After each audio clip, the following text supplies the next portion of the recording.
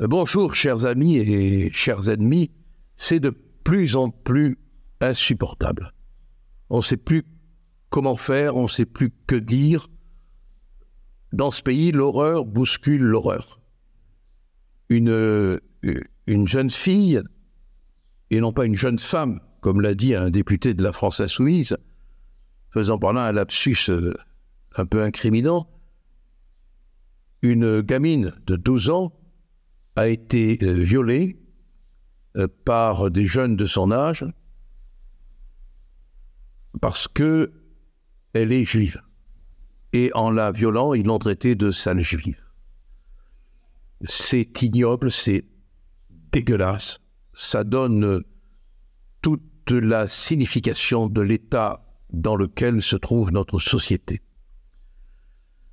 On devrait quand même connaître, on a le droit d'exiger, de savoir quels parents se cachent derrière ces jeunes et qui sont ces jeunes.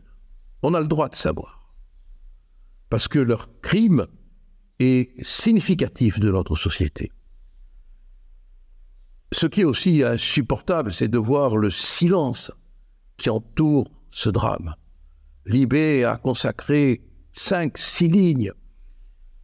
Alors quand on pense au tintamarre qui a été fait contre le Rassemblement national, contre l'extrême droite, des évêques, mitres au canon, le journal La Croix qui cite une association disant que quasiment si on vote pour le Rassemblement national, on n'est pas chrétien. Le recteur de la Grande Mosquée, le recteur de la mosquée de Lyon, qui fréquente les islamistes turcs avec plaisir, le syndicat de la magistrature qui est beaucoup plus préoccupé par la politique que par la balance de la justice, les restaurateurs qui ne sont pas dans leur assiette, Mbappé qui a manqué de nez, des footballeurs, des sportifs, Marion Cotillard qui regarde sur sa montre Chopard l'heure d'arrivée de la catastrophe finale, des francs-maçons, pas francs du collier, une centaine, des enseignants qui disent qu'ils n'obéiront pas, c'est le comble, vous me direz comme ils n'arrivent plus à faire obéir leurs élèves, des radios, les radios d'État, qui ont peur de ne plus être d'État, ce qui les met dans tous leurs États, des journaux qui ont peur de perdre leurs subventions, à défaut de lecteurs. Voilà, tous ces gens se réunissent, le monde du spectacle, les intellos de gauche, les intellos d'extrême gauche se regroupent, se réunissent dans une espèce de fausse morale pour dire non, faut pas qu'il y ait l'extrême droite, ça va être...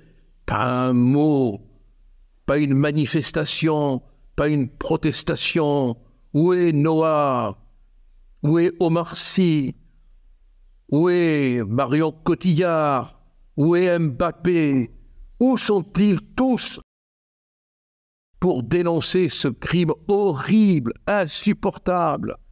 Ils ne sont pas là, ils se taisent, comme d'habitude.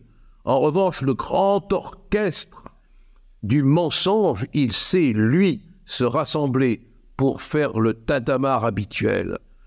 Un brave type a été victime de l'exploitation par Libération, repris par France Info, d'une fausse nouvelle.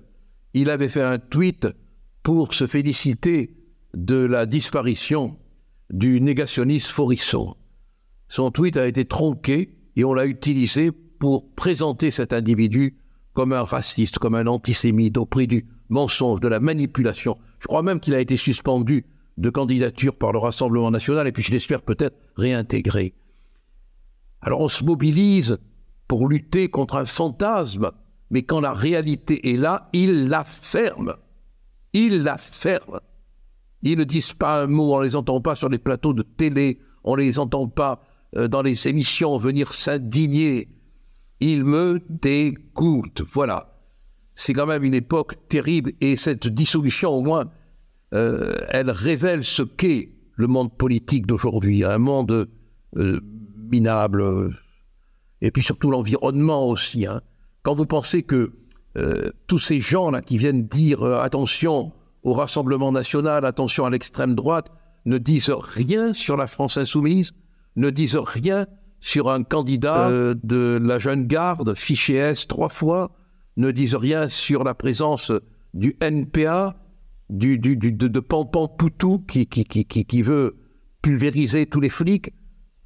C'est minable, quoi. C'est moche. Vraiment, ces gens-là, oui, je le crois, ces gens-là sont des pitres. Des pitres. Et il ferait bien de penser un peu à cette gamine. Là, oui, ça vaudrait le coup qu'on descende dans la rue. Oui, ça vaudrait le coup qu'on se mobilise. Oui, ça vaudrait le coup que les belles âmes du foot, gavées de blé, souvent du Qatar du reste, les belles âmes de la télé, les belles âmes de la radio, les belles âmes du théâtre, les belles âmes du cinéma, les belles âmes du journaliste, les belles âmes qui sont déjà au paradis, car souvent ils sont au paradis fiscal, en descendent un peu et reviennent sur terre pour aimer ce peuple qu'ils méprisent, qu'ils dénigrent. Allez, tenons bon, hein, tenons bon.